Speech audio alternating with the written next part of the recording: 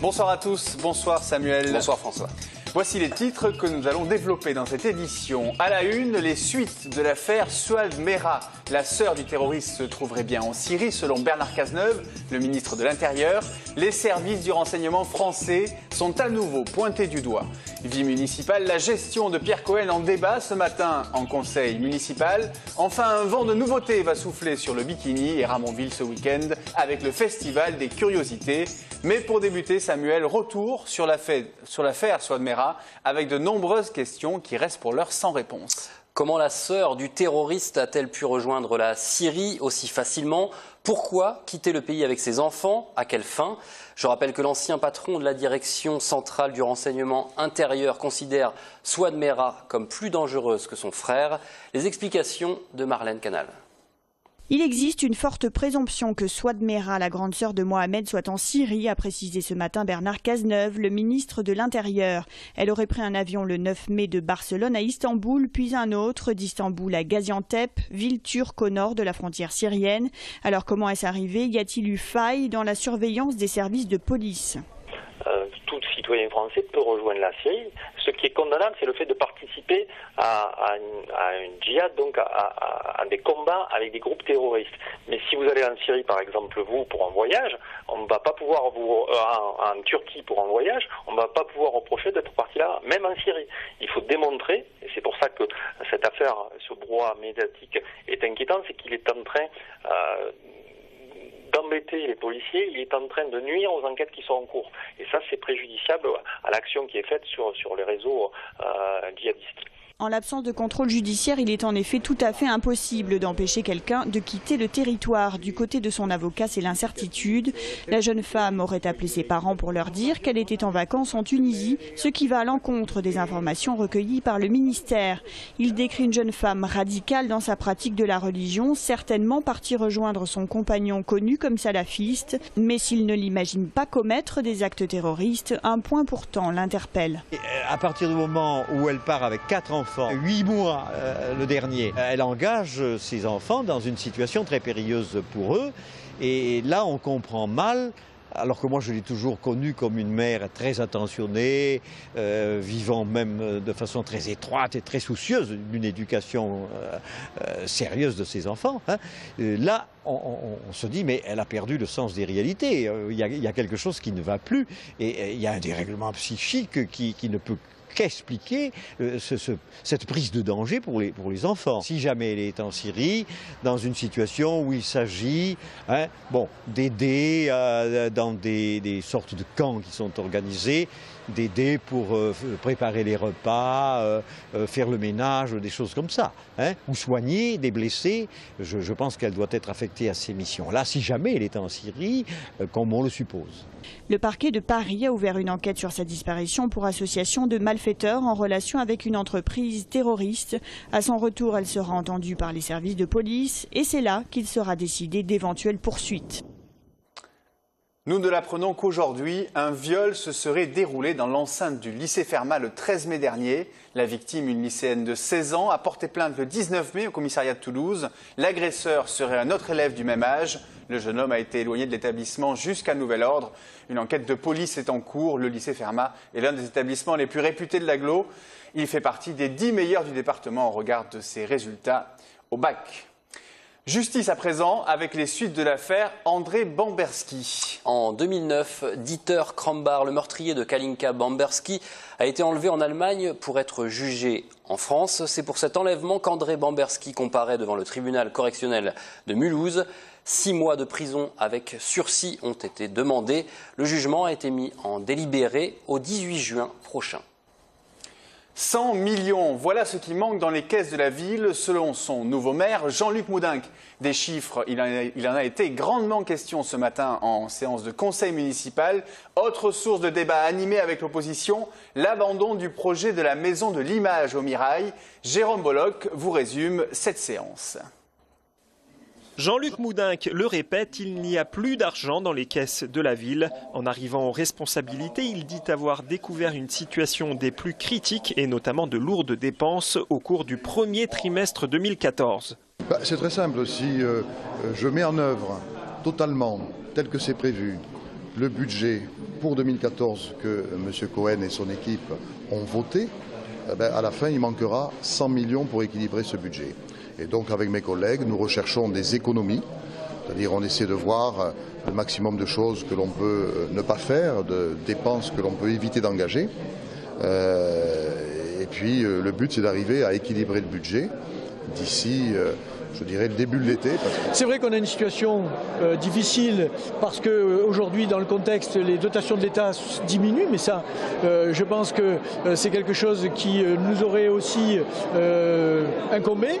Mais par contre, je crois qu'il faudrait arrêter de dire qu'aujourd'hui, il ne faut pas augmenter les impôts.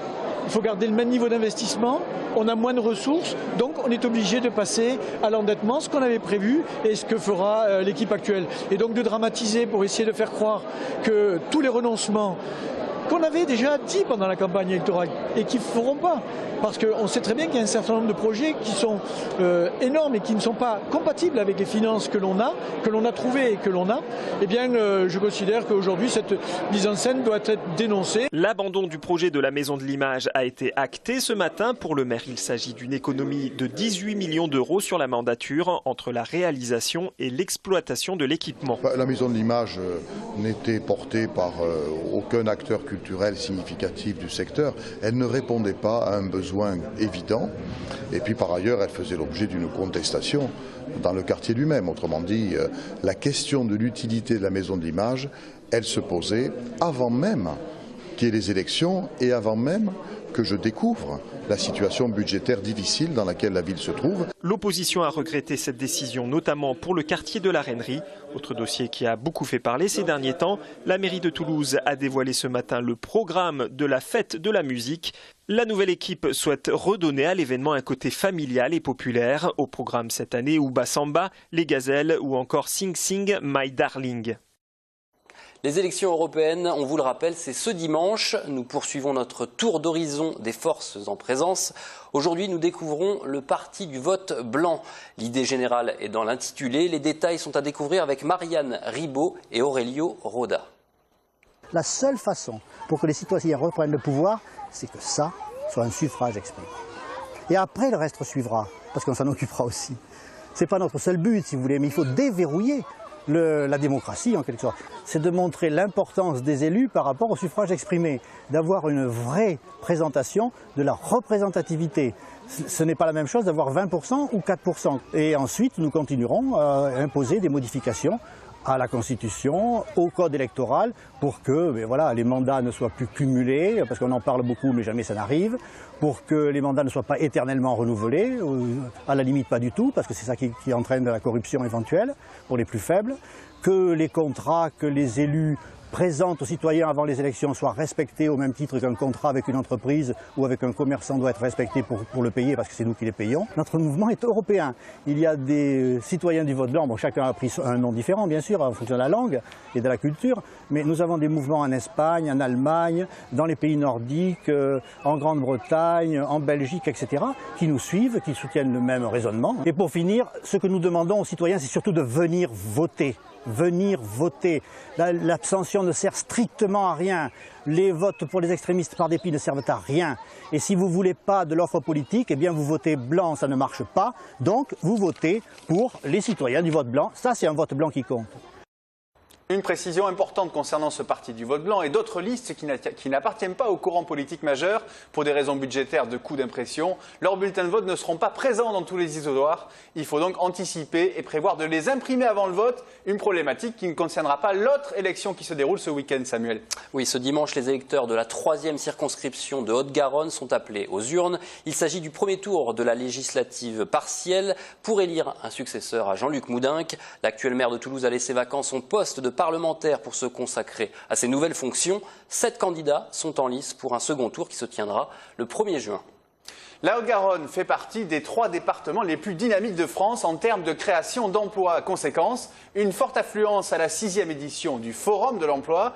L'an passé, un tiers des 3000 postes à pourvoir avaient trouvé preneur. Quelle tendance cette année? On voit ça avec Marianne Ribaud et Valentin Couder. Un forum, c'est souvent un premier contact entre recruteurs et demandeurs d'emploi. Ici, à Toulouse, 210 entreprises sont présentes. 12 000 visiteurs étaient attendus. Nous avons aussi bien des candidats qui sortent de l'école, qui sont relativement jeunes, que des candidats beaucoup plus expérimentés, qui sont en fin de carrière. C'est un forum qui s'ouvre vraiment à tous et c'est pour ça qu'avec nos amis de Pôle emploi, on a souhaité ouvrir ce salon à tout type de candidats et c'est ce qui fait sa richesse. Quelqu'un qui a besoin de trouver du travail peut le trouver durant cette manifestation. Sur les 3000 postes à pourvoir cette année, une partie est consacrée à l'alternance, qui est utilisée notamment pour accéder plus rapidement à la vie en entreprise. Cette société spécialisée dans l'agroalimentaire favorise cette formation. Pour nous, la professionnalisation et le travail sur le terrain est très important, d'autant que l'industrie est parfois un peu boudée. On a du mal à valoriser cette industrie agroalimentaire et l'alternance pour nous c'est une solution. Donc je suis plutôt satisfaite des profils alternants qu'il y a eu en nombre aujourd'hui. Le taux de chômage en France s'élève actuellement à 9,8%. À 57 ans, Henri est à la recherche d'un emploi depuis plus d'un an. Ce forum est pour lui sa dernière chance. On n'est pas ici pour le plaisir, on est ici pour professionnellement essayer d'avancer dans sa carrière ou trouver une nouvelle carrière, ce qui aujourd'hui est très compliqué, surtout pour des gens qui ont un âge certain comme le mien. En 2014, le nombre de recruteurs du forum a augmenté de 5%.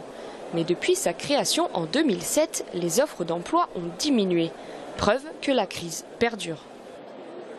Nous ouvrons à présent la page sport de cette édition, Samuel, avec l'événement que tout l'Ariège attend, et c'est ce soir. Ouais, l'Uznac face à Orléans, 34e et dernière journée de championnat de national de football. Une finale entre les deux premiers, c'est à 20h30 ce soir au stade Paul Fédou de Foix. Et c'est également possible de suivre cette rencontre sur ma chaîne sport. Dans le même temps, Colomiers joue son maintien à Vannes. Autre match décisif, c'est du rugby cette fois. La demi-finale, retour de Fédéral 1. Montauban reçoit Lille dans son antre de Sapiac. L'occasion pour les Montalbanais de retrouver la Pro D2. Coup d'envoi demain à 14h. Voilà pour le rugby. Tennis, on connaît le tirage au sort du premier tour de Roland-Garros. Le joueur de l'US Colomiers, Kenny De Schepper, affrontera l'Espagnol Albert Montanes. C'est une référence sur terre battue, ça s'annonce donc compliqué. Et un mot de hand à présent, Samuel. Oui, c'était l'épilogue de la saison de D1 hier soir. Le Phoenix a conclu sa saison par une nouvelle victoire à Nantes, 30-29. Les coéquipiers de Jérôme Fernandez terminent 5e. Une vraie performance est à signaler. Côté transfert, la bonne pioche, c'est Cyril Dumoulin, deuxième gardien de l'équipe de France. Il s'est engagé pour 2 saisons au Phoenix. Voilà, il est aux côtés de Jérôme Fernandez. Pour 2 saisons donc, il vient de Chambéry, il a 30 ans. Guillaume Gilles, le joueur de Chambéry, pressenti pour succéder au coach toulousain Joël Da Silva, ne viendra pas. Cela a été confirmé aujourd'hui par le président Philippe Dallard. Il y a donc une place de coach à prendre au Phoenix. En effet, quelques mots de volley à présent avec le nouveau visage des Spacers qui se dessine après avoir atteint la 4e place de la Liga. Ils affichent leurs ambitions en vue de la Coupe d'Europe qu'ils disputeront la saison prochaine. 3 recrues sont annoncées. Il s'agit de Miroslav Gradinarov, le réceptionneur attaquant bulgare de 30 ans, Philippe Tuitoga, réceptionneur attaquant français de 2 mètres, âgé de 24 ans, enfin Davide Saïta, passeur international de 28 ans, il est italien il me semble. Oui, italien, international italien, et vous allez les voir voilà. Sur cette image, de gauche à droite, le bulgare, le français et l'italien. C'est les 3 recrues à noter également. C'est l'occasion, comme on parle de volleyball, de rappeler la tenue du match de Ligue mondiale France-Allemagne. Cela se jouera dimanche 15 juin au Palais des Sports.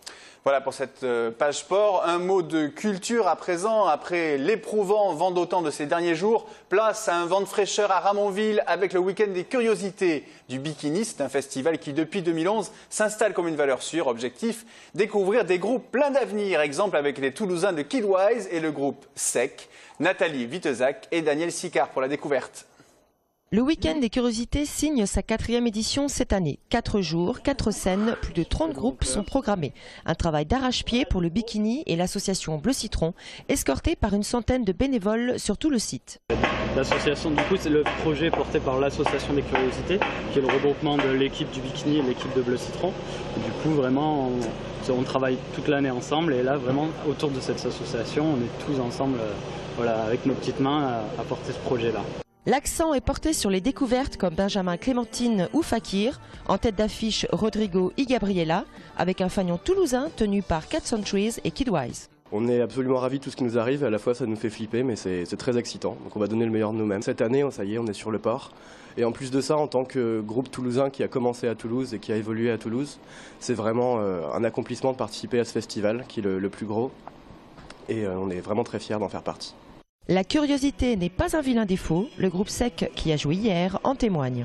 Pour nous, c'est une bonne opportunité justement de jouer devant plus de gens et le bikini, c'est ce genre d'institution assez rare en France qui peut se permettre d'avoir une programmation pointue et sur un festival comme ça, d'être sûr de ramener du monde pour voir des choses qu'on n'a pas forcément ailleurs. Il y a plein de gens qui nous voient et qui du coup derrière vont dire ah ouais, s'ils ont des réseaux de gens qui organisent des concerts ou quoi, qui sont susceptibles de nous recontacter quoi. Des concerts payants et gratuits, un cinéma plein air ce soir, un espace skate et un vide-grenier rock'n'roll. Le menu des curiosités a de quoi nous allécher. Pour conclure cette édition, Samuel, nous nous arrêtons sur le Festival international d'art de Toulouse. Oui, c'est le nom de l'événement organisé par l'association du printemps de septembre. Un événement qui débute ce soir et offre un mois de découverte d'artistes internationaux et de projets singuliers dans des lieux emblématiques de Toulouse. Découverte dès à présent d'Elsa Sahal et de Georges Pardo, deux des artistes exposés. Reportage de Pascal Solaire. Dans la cour de l'Hôtel-Dieu, lové dans la coquille du parc, la fontaine Mackenpiece, version féminine d'Elsa Sahal, en surprendra plus d'un. Il faut prendre le temps d'observer chaque détail de cette sculpture en céramique. Une fontaine présentée en 2012 dans les jardins des Tuileries, dans le cadre de la FIAC, hors les murs. Au-delà de l'hommage rendu par l'artiste à Bernard Palissy, céramiste de la Renaissance, cette œuvre est aussi une forme de militantisme. J'avais envie aussi de faire une pièce qui affirme dans un mouvement de joie, dans un élan de joie, que les petites filles aussi, elles peuvent être conquérantes, être debout, et c'est une sculpture féministe. Mais avec humour et sans provocation. Avec la terre, Elsa Sahal exprime le recueillement et la méditation à travers cette sculpture baptisée « Autel à 7 branches ». Dans ces nus couchés, les visages ont disparu, les corps se métamorphosent. Les allusions sexuelles y sont nombreuses, mais là n'est pas l'essentiel de la démarche. C'est plutôt un imaginaire des formes, un imaginaire de la matière qui est comparable à l'imaginaire érotique, mais pour moi, c'est pas des sculptures érotiques. Mais il y a une sensualité dans les formes, il y a une sensualité dans le travail de la terre. Elsa Sahal expose aux côtés des œuvres de son maître Georges Jean-Claude, orfèvre de la céramique, décédé il y a plus de 15 ans. Changement de décor et d'ambiance au musée des Augustins avec l'installation de Georges Pardo. L'œuvre de l'artiste américain révèle la collection unique de chapiteaux romans conservés au musée. L'installation restera en place jusqu'en 2016. Je n'avais pas vraiment d'idée précise. Je voulais surtout travailler sur l'espace, rendre les œuvres plus présentes, plus visibles. Tout mon travail a donc consisté à créer une atmosphère tout en respectant les œuvres. Les Toulousains ont un mois pour découvrir les artistes de cette nouvelle édition du Festival international d'art de Toulouse. À noter les visites nocturnes jusqu'à minuit ce soir vendredi et demain samedi 24, puis le week-end des 30 et 31 mai. Voilà, nous arrivons au terme de cette édition. Un dernier mot, Samuel, avant de conclure. Oui, toute la rédaction et toute la régie technique de TLT se joint à moi pour souhaiter un joyeux anniversaire à François Reboul, notre réalisateur. 50 ans, ça se fête. Ouais, exactement. Ça va du coup de marquer cette date. Lundi, vous retrouvez à cette place Sophie Voinis. On vous souhaite le meilleur week-end possible. À bientôt sur TLT.